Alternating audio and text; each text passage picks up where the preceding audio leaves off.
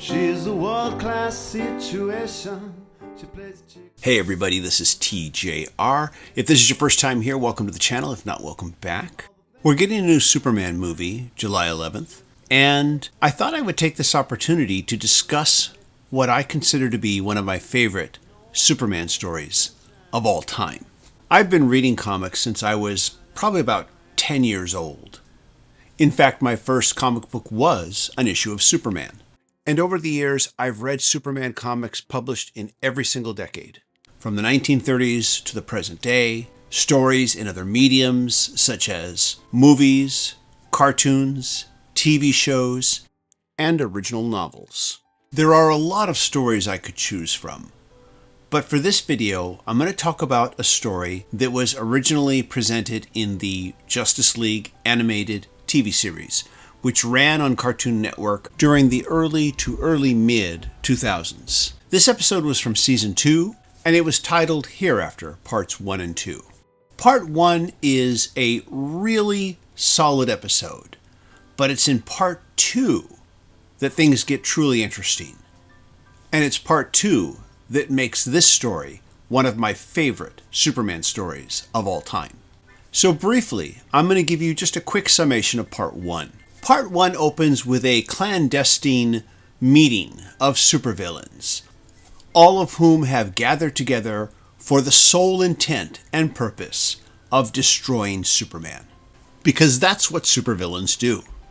Now, who these supervillains are isn't all that important with the exception of one, and that's the Toyman, a DC Comics Superman villain that has been around since the 1940s and who has gone through various iterations throughout the decades. This particular version that was created for the Justice League animated series is particularly creepy. He's a tiny diminutive man who wears a very creepy doll mask that he never takes off.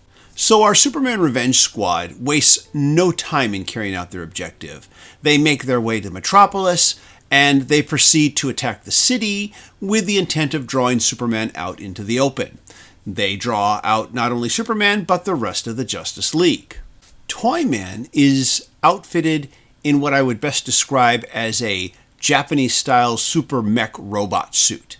He is firing what appears to be a laser weapon at innocent bystanders, whom the Justice League scramble to protect. At one point, the Toyman has both Wonder Woman and Batman in his sights. And when he fires at them, Superman, being selfless as always, intervenes to take the brunt of the blast. And in that moment, Superman appears to have been completely disintegrated out of existence. The rest of the episode is all about both the Justice League and the world reacting to what everyone believes to be the death of Superman. Part 1 is filled with so many great character moments. Not the least of which is Batman, who refuses to believe that Superman is dead. To the rest of the Justice League, he appears to be in absolute denial. And Kevin Conroy's performance as Batman kind of indicates that he may very well be. But, as it's going to turn out, Batman is right. As Part 1 of this two-part story will end with a shot of Superman unconscious on the ground, on what appears to be an unknown and distant alien world. There's an old saying that you don't miss the water until the well runs dry. And in this episode, we get to see different reactions to the loss of the Man of Steel. Yeah, I used to be able to goof around so much because I knew Superman had my back. Now all I've got is his example. And each one of these reactions serves to illustrate why Superman is a symbol of truth, justice, hope, and compassion. I'd like to call this a perfect setup episode, but unfortunately it's marred by what I would call a mostly unnecessary subplot, involving the superpowered mercenary Lobo attempting to join the Justice League. This subplot is played for laughs, and I guess an episode like this needs a little bit of humor as a counterpoint. But honestly, this subplot feels more like another story trying to intrude for a few minutes. It doesn't kill the episode, but it does bring it down a few notches. In spite of it, though, this is a solid part 1. So now let's talk part 2 of the Hereafter. Part 2 opens with Superman waking up. He accidentally scrapes his hand against a jagged rock and notices that his hand is bleeding. He looks up into the sky and he sees a red sun. I don't know how much Superman lore you may or may not know, but if you're not familiar with the character, just understand that under a red sun, Superman has no powers. At this point, of course, we, the audience, come to realize that Toyman didn't disintegrate Superman. He transported him to what appears to be a hostile alien world. A world that he will find to be filled with giant cockroaches and hostile climate changes. He will get 2 lucky breaks, the first of which being that everything else that Toyman shot with his quote-unquote disintegrator beam was also transported along with Superman. This does give him a chance to collect some supplies that will help him, like a car that works for a while until it runs out of gas. His second big break is that he can actually pick up a homing beacon signal from the Justice League satellite. Again, if you're not familiar with any of the mythos, the Justice League has a satellite headquarters that orbits Earth. The signal is weak, but he decides to move in the direction of the signal in the hopes of making contact with the rest of the Justice League and hopefully getting rescued. It isn't long before the car runs out of gas and the few supplies he's managed to salvage run out. Superman travels for a long time as he learns how to survive on this hostile world. His hair and beard grow out. And throughout it all, he never loses hope and remains committed to his quest, as the Justice League satellite signal gets stronger and stronger. He finally reaches the end of his quest, but not in a way that he expected, as he discovers the Justice League satellite crashed to the surface of the planet he's been stranded on. The satellite's security system recognizes him and grants him entry. The inside of the satellite is overrun with plant life, indicating that it's been down there for a very long time. Superman traveled all this way hoping that he would be able to make contact with the rest of the Justice League, but instead he's greeted by emptiness, and he exclaims aloud, "What happened to everybody?" From behind, Superman hears an unexpected voice from his past, who responds, "They all died thousands of years ago." Superman turns around to be confronted by one of his archenemies, the Vandal Savage. Now again, if you're unfamiliar with the mythos of Superman in DC Comics, I feel I should let you know that Vandal Savage is an old school DC Comics supervillain that goes all the way back to the golden age of comics. We're talking the 1940s. And he is still used quite prominently in comics and other media to this day.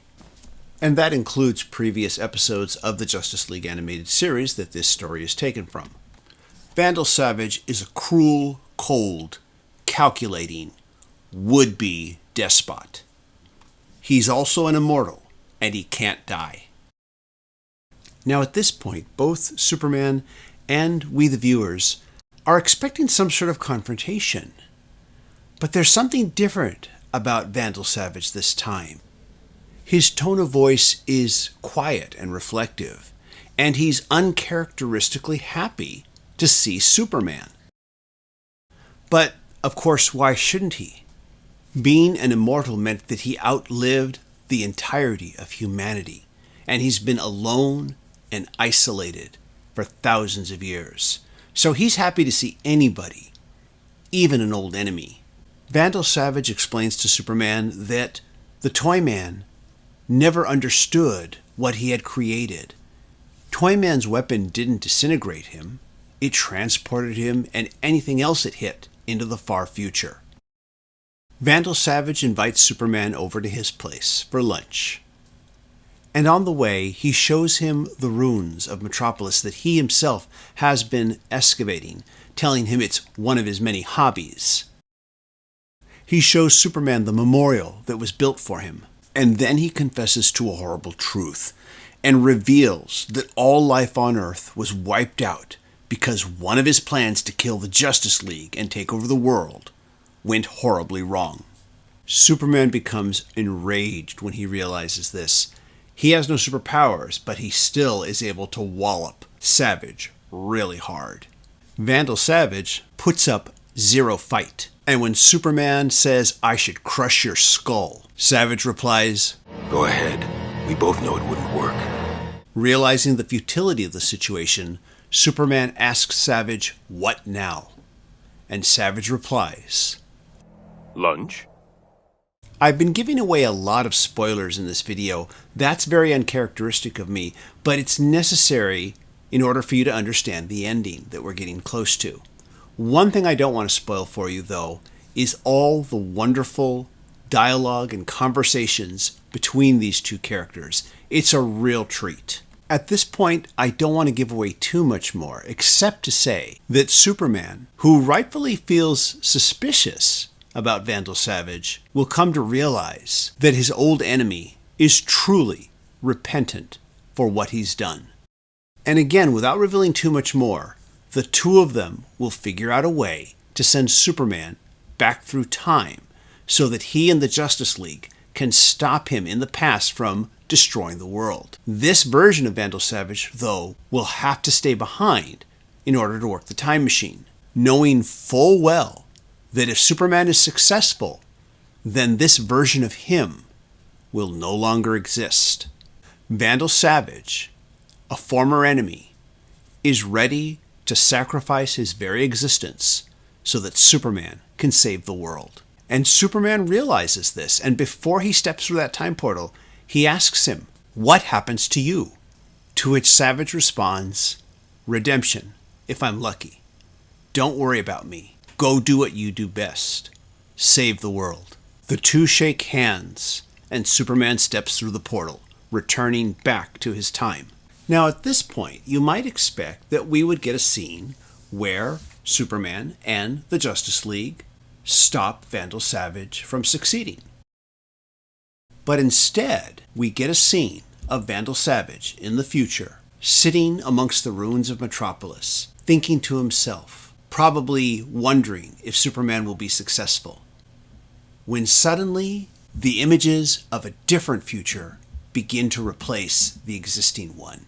Spectral images of people and children walking through the streets of a futuristic metropolis begin to materialize as the ruins of a destroyed metropolis begin to fade.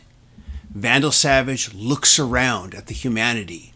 He smiles, and just before he fades out of existence, he says, "Thank you, friend." And this is why this is one of my favorite Superman stories, because it believes that we are all capable of change. We are all capable of bettering ourselves. We are all capable of living up to a higher idea. That even a mad despot like Vandal Savage can change, and that he can be willing to sacrifice his current existence in order to save humanity. In a world full of cynicism, this is a story with a message of hope. In my mind, Superman always has been and always will be about hope. And that's why this story is one of my favorite Superman stories of all time. This is TJR, and if you like this video, please be sure to hit like, hit subscribe, and hit the bell notification icon so you never miss a video. So have you ever watched this two-part episode of Justice League? Let me know your thoughts. Also, please take the opportunity to tell me what your favorite Superman story or stories are in the comments. I'll be real interested in reading what you have to say. Very shortly, you're going to see some links for some other videos that I have created that I think you might enjoy. So I'll take this moment to thank my Patreon supporters. Patreon supporters do receive exclusive videos not available on this channel. Everybody, thank you so much for watching, and I'll look forward to talking to you in the next video. Take care. Bye-bye.